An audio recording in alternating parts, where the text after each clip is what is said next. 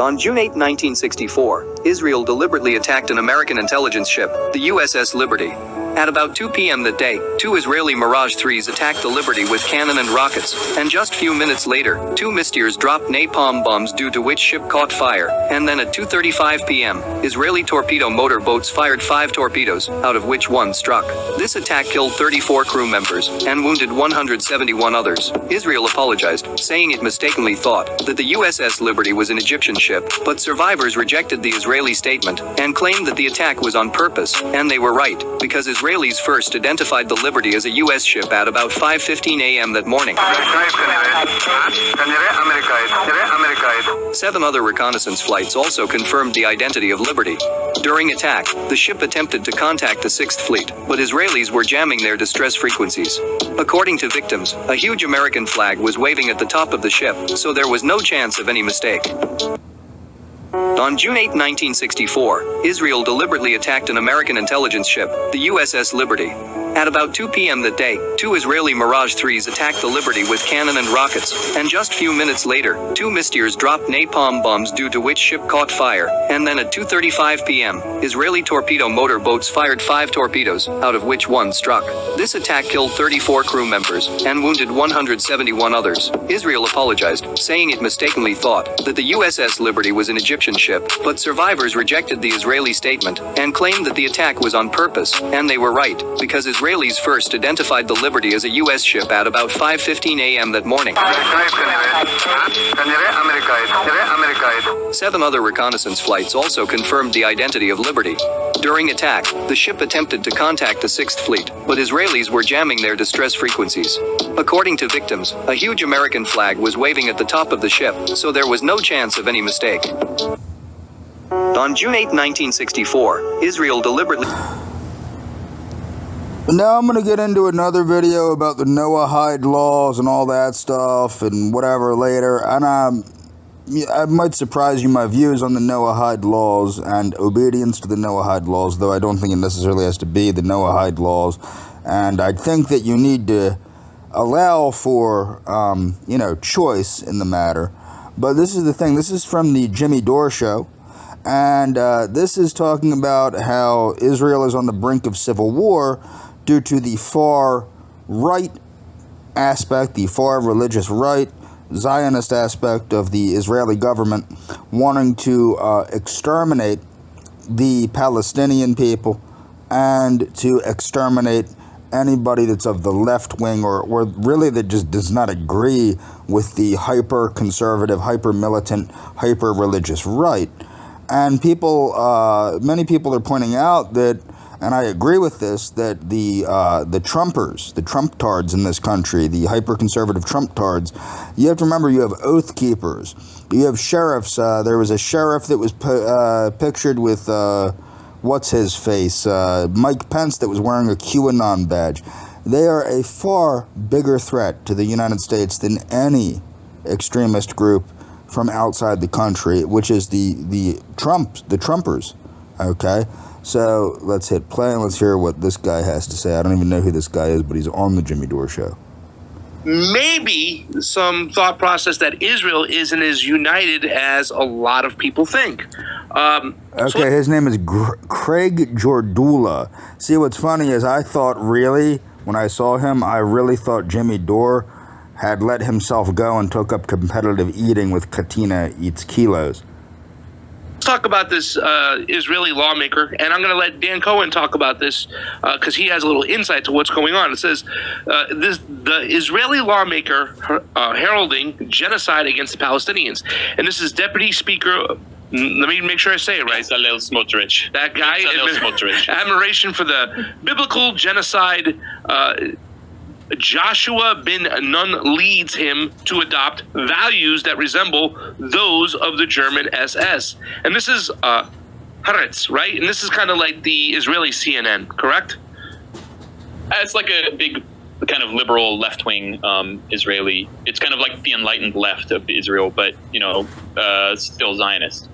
So this is the guy Tomer Perisco quoted remarks that... Now what you need to understand is no matter how far left you go on the sphere of Zionism, it's always Zionism.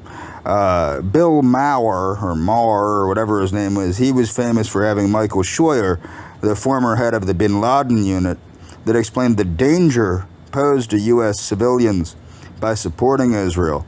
And Bill Maher got very upset when Michael Scheuer explained that Israel was not worth $1 US or 1 U.S. life.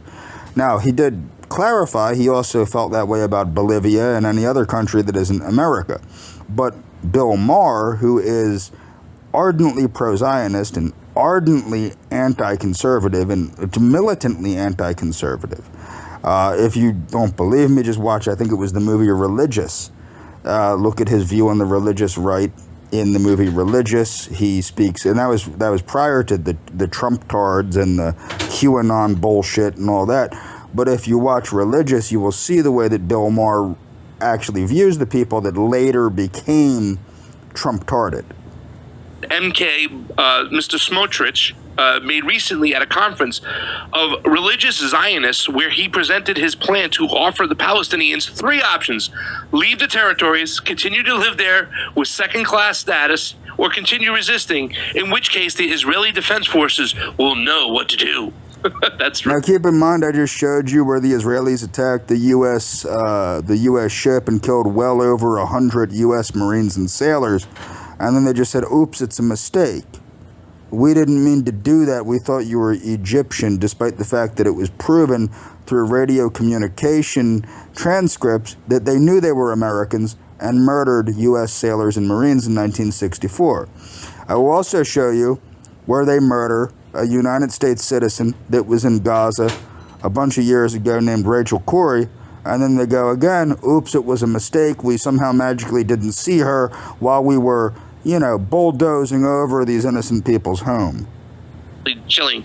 These are chilling words that are liable to lead Israel into committing the horrific crime of genocide. One obviously can't expect Prime Minister Bibi Netanyahu to do anything about this, but the real danger to Israel comes from the hundreds of, how do you say that again? Knesset? Yeah. Members. I think it's absolutely hilarious to see these frickin' Americans trying to pronounce in these Hebrew and Yiddish words. I've been unfortunately forced to follow this crap since I was a youth, because my father was so into this global nonsense conspiracy theory bullshit.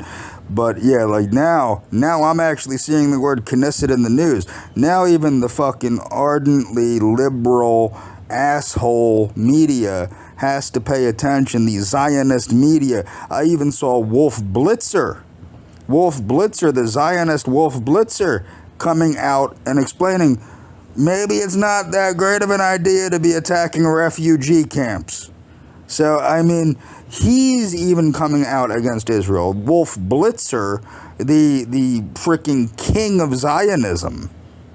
And public from the other parties, including Likud, Yes Atid, and even, thank you so much, and Zionist Union, who understand quite well where Smotrich and his colleagues are coming from, dragging the state, but are afraid to stand up from a united front with the Israeli left and tell the public the truth.